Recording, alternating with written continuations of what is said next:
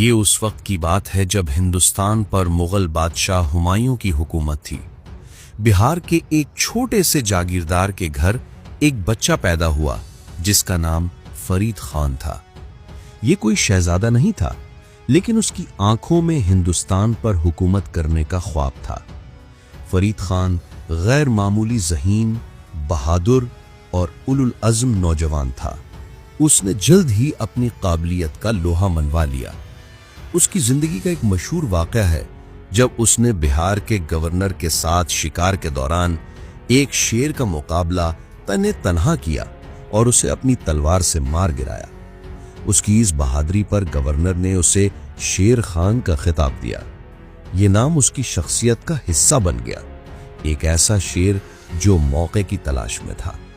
شیر خان نے کچھ عرصہ مغلوں کی ملازمت بھی کی اور وہاں رہ کر اس نے مغلیہ سلطنت کی انتظامی اور فوجی کمزوریوں کا گہرائی سے مشاہدہ کیا۔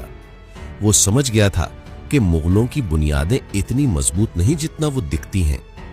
شیر خان نے بہار میں اپنی طاقت بڑھانا شروع کی اور جلد ہی وہ ایک ناقابل شکست قوت بن گیا۔ اب اس کی نظریں دہلی کے تخت پر تھیں۔ اس نے مغل بادشاہ ہمایوں کو للکارا، جو اس وقت اپنی سلطنت کے دوسرے معاملات میں الجھا ہوا تھا۔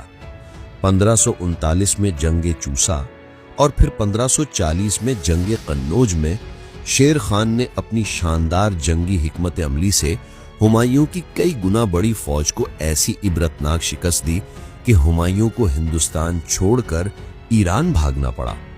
اب ہندوستان کا تخت خالی تھا اور اس پر بیٹھا تھا فرید خان، جو اب شیر شاہ سوری کے نام سے ہندوستان کا نیا شہنشاہ بن چکا تھا۔ بادشاہ بننے کے بعد شیر شاہ نے جشن نہیں منایا، بلکہ اس نے تلوار ایک طرف رکھی اور قلم اور کدال اٹھا لی۔ اس نے صرف 5 سال یعنی 1540 سے 1545 حکومت کی، لیکن ان 5 سالوں میں اس نے وہ اصلاحات کی جو آج بھی پاکستان اور ہندوستان کے نظام کا حصہ ہیں۔ شیر شاہ نے بنگال سے لے کر پشاور تک ایک عظیم سڑک تعمیر کروائی، جسے آج ہم جی ٹی روڈ کے نام سے جانتے ہیں۔ یہ صرف ایک سڑک نہیں تھی، بلکہ سلطنت کی شہرک تھی۔ اس سڑک کے دونوں طرف سایہ دار درخت لگوائے گئے۔ ہر 2 کوس یعنی تقریباً 4 میل پر مسافروں کے لیے ایک سرائے تعمیر کی گئی، جہاں انسانوں اور جانوروں کے لیے مفت قیام اور کھانے کا بندوبست تھا۔ ہندوؤں اور مسلمانوں کے لیے الگ الگ حصے تھے۔ پانی کے لیے کنویں کھدوائے گئے۔ سڑک کی حفاظت کا ایسا انتظام تھا کہ تاریخ میں لکھا ہے کہ ایک بوڑھی عورت بھی سونے کی ٹوکری سر پر رکھے اکیلی سفر کر سکتی تھی اور اسے کسی چور ڈاکو کا خوف نہیں ہوتا تھا۔ اس سے پہلے ہندوستان میں کرنسی کا کوئی معیاری نظام نہیں تھا۔ شیر شاہ نے پہلی بار چاندی کا ایک سکہ جاری کیا جس کا وزن اور معیار طے شدہ تھا۔ اسی سکے کو روپیہ کا نام دیا گیا، جو آج بھی پاکستان، ہندوستان اور کئی دوسرے ممالک کی کرنسی کا نام ہے۔ اس نے ایک انتہائی تیز رفتار ڈاک کا نظام قائم کیا۔ ہر چند میل کے فاصلے پر گھوڑوں کے ساتھ سرکاری اہلکار موجود ہوتے۔ ایک ہرکارہ ڈاک لے کر دوڑتا اور اگلے پڑاؤ پر تازہ دم گھوڑے پر سوار دوسرے ہرکارے کو دے دیتا۔ اس طرح سینکڑوں میل کی خبریں صرف چند دنوں میں بادشاہ تک پہنچ جاتی۔ شیر شاہ کا انصاف بے مثال تھا۔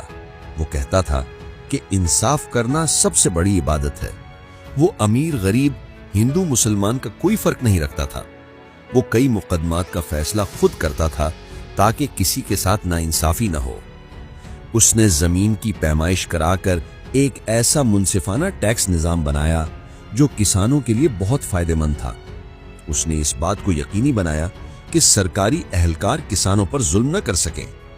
ایسا بادشاہ جس نے اپنی پوری توجہ عوام کی بھلائی اور ملک کی تعمیر پر مرکوز رکھی، اس کا انجام ایک جنگ کے میدان میں ہوا۔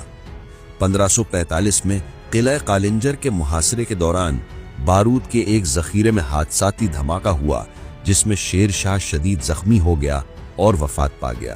شیر شاہ سوری کا جسم تو چلا گیا، لیکن اس کا بنایا ہوا نظام ہمیشہ کے لیے زندہ رہا۔